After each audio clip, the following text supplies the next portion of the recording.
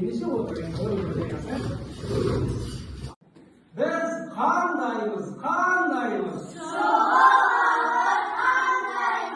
Birbirimizni qo'llaymiz. Fikrimiz qat'iyyatdan qo'llaymiz. Barakalla bolalar. Endişe o'sib kimen o'rnimizga o'tirib. Ya bolalar. Ana endi bolalar biz endi qadr sendirmen uy topshirmasini bir esga tushirish uchun biz hozir aqsuyuq degan o'ynaymiz. Жалпы bolalar aqsuyuq degan o'yin Qozoqning ultiq o'yini. Оны жастар түнгі кезде ойнаған.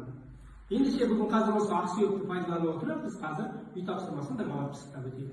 Ендеше балалар ойынның шарты былай. Мен қазір түн деген кезде бәріміз көзімізді жұмамыз. Сол кезде мен ақсүйекті күннің жанында болса, біреудің жанына қойып кетемін. Содан кейін күн деген кезде қайта көзімізді ашамыз. Ақсүйек кімде болады, сол адам сұраққа жауап беретін болады. Түсінікті ғой балалар, иә? Ендеше қане балалар, енді түн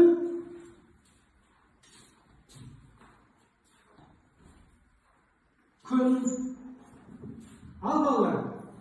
Ал енді біз өткен сабағымызда қандай тақырып өтті? Әскери. Тоқтаймыз. Әскери. Әскери жақсы өткізетін алаңы. Полигонның екі түрі болады дегенде, ядролық полигон және әскери полигон. Жақсы балалар. Тағы да түн көзімізді жұмамыз. Күн көзімізді ашамыз. Ендеше біз соған байланысты ән өткен болатынбыз, иә? Ендеше сол әніміздің шумағын айтып бере ма ешқандай? Яғни жанымызға жол дейміз, полигонда тұра бұл дейміз. Таңқан дала сенге жел, тамаған лаулаған жер суады. Жақсы, бәрекелді.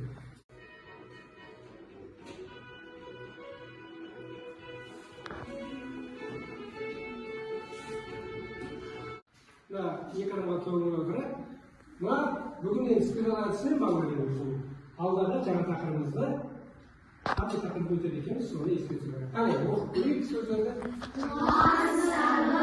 Жаяу әскери теңіз. Жаңа айтып отырмыз, біз жаңағы танысып өткен, яғни теңіз қорғанысы, әуе қорғанысы дегеніміз, және құрлықта әскерлер осылардың барлығы балалар біздің қауіпсіздігімізді қайтеді екен? Сақтайды екен. Әрине. Балалар осы біздің қауіпсіздігімізді сақтау үшін осы кісілер біздің осы қызметкерлер жұмыс жасайды. Енді балалар қарап отырсаңдар, бізде осы қызмет қорғанысымызды, осы еліміздің қауіпсіздігін қорғайтын бірден бір орын біздің өзіміздің әуеміздің Қабанбай атындағы гарнизон екен. Иә балалар, білеміз ғой өзіміз осы қалашықта айтып жатырмыз. Тұрып жатқан жұрттан осы Қабанбай атындағы. Балалар, сонымен қоса бізде мына екінші біз оңтүстік қалашық болса, енді солтүстік қалашықта балалар әуе қорғанысы бар екен. Иә, бұны естулеріңіздер ме? Ендеше бұдан кейін біліп жүрейік. Өйткені әуе қорғанысы дейтініміз, мысалы қарасаңдар біздің Мамырсым ауылында кәдімгі солтүстік біздің военный қалашық бар екен. Сол қалашықта қарасаңдар балалар, ракетный войска деген войска, сонымен бірге әуе қорғанысы, яғни біздің елімізге жан-жақтан тұтқиылдан ешқандай зиян келтірмес үшін олар әр елімізге келген әуедегі самолеттер болсын, вертолеттер болсын, соның барлығын қайтеді екен? Қадағалап, яғни қарап отырады екен. Енді балалар сонымен қоса, осы бізде онымен қоса өздерің білесіңдер, құрлық әскерлері бар, иә өзімізде? Мысалы, әрқайсысы кейбіреуінің әкелері жұмыс жасайды, мысалы, иә? Енді осы құрлық әскерлерінің бәрінің бар балалар, қолбасшысы кім екен? Еліміздің президенті.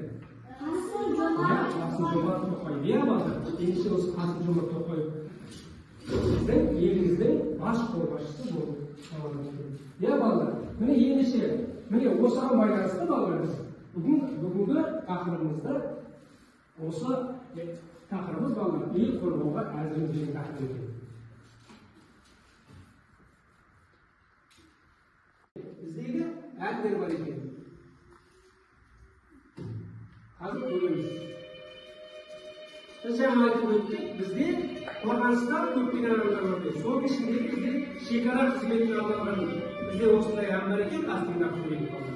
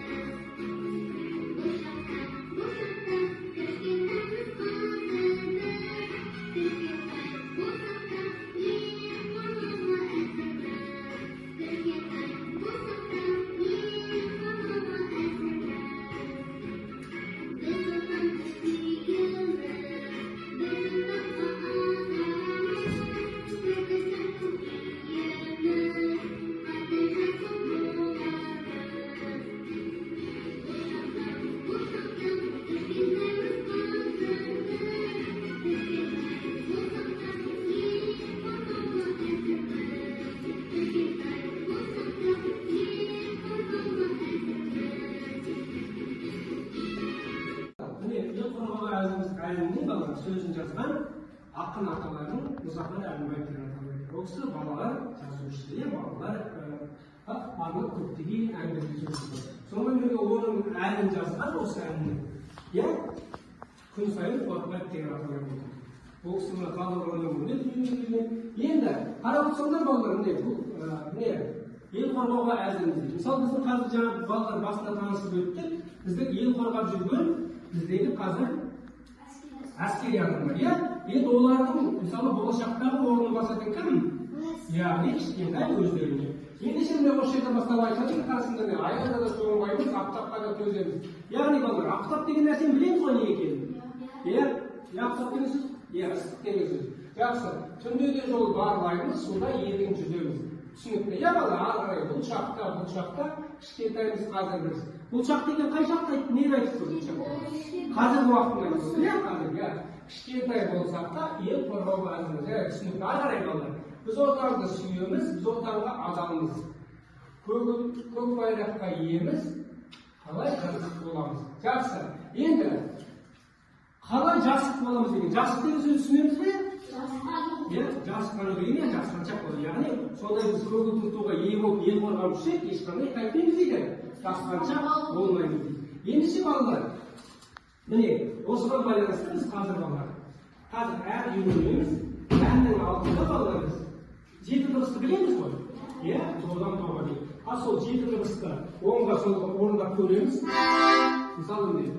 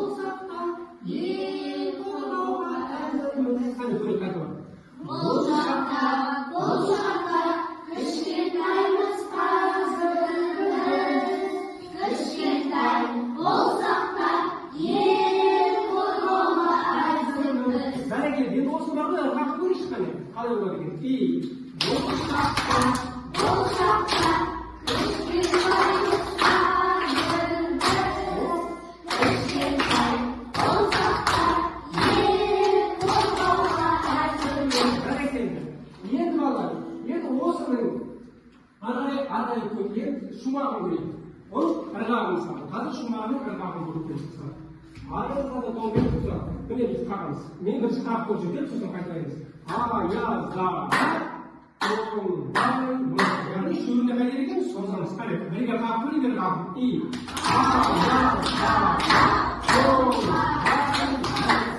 Қайтараймыз. Екіншісіне тура осы сияқты.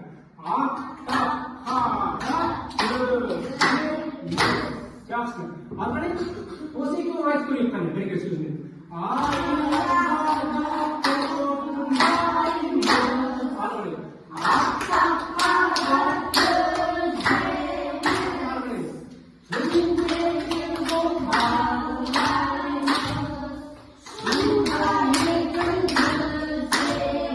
Жақсы. Бәрекелді.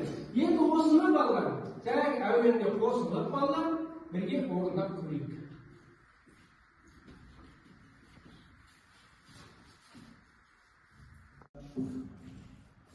Түсіріліп отырған тақырыбымызда балалар, қарап отырсаңдар, біз не туралы сөз жатырмыз?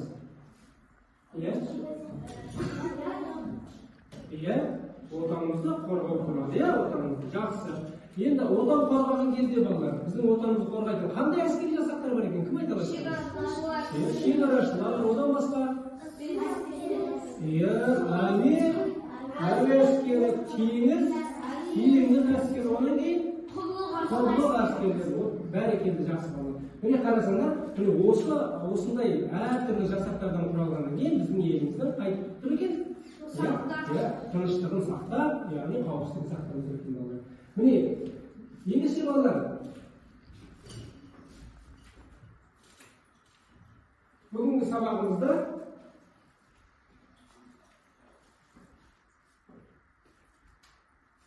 балалар, қазір қалай түсіндік екен? Балалар, бүгінгі сабағымызда міне біздің светофор, яғни бағдаршам әдісі арқылы бүгінгі сабағымызды қаншақты түсіндірдік? Мына мысалы жасылын бассаңдар, мысалы жақсы түсіндірдік, сарысын бассақ білеміз ондайлар, егер де қызылын бассақ әлі сұрағымыз бар, яғни түсіндірдім. Енді қазір кезек бәріміз шығамыз да, осы бір-біріне, иә, бағалап шығамыз да,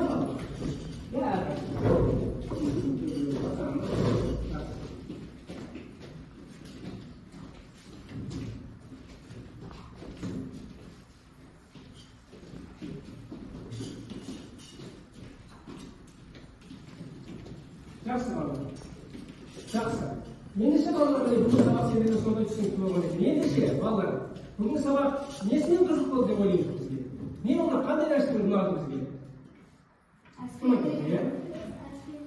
Әскери адамдардың қалай және де біз осы сабақта теңіз құрылысының бар екенін теңіз әскері бар екен, иә? Яғни, тағы да басқа қандай әскерлер бар екенін білдік па? Әуе қорғанысы, әуе қорғанысы бар екен. Одан өзіміздікі, одан кейін қалай құрлық қорғанысы, яғни құрлық әскері. Иә, жақсы балалар. Ендеше үйге тапсырма, бізге осы берілген ел қорғауға деген әзіріміз деген әнді қайтеміз? Жақсы балалар, сабаққа қатысқандарыңа рахмет.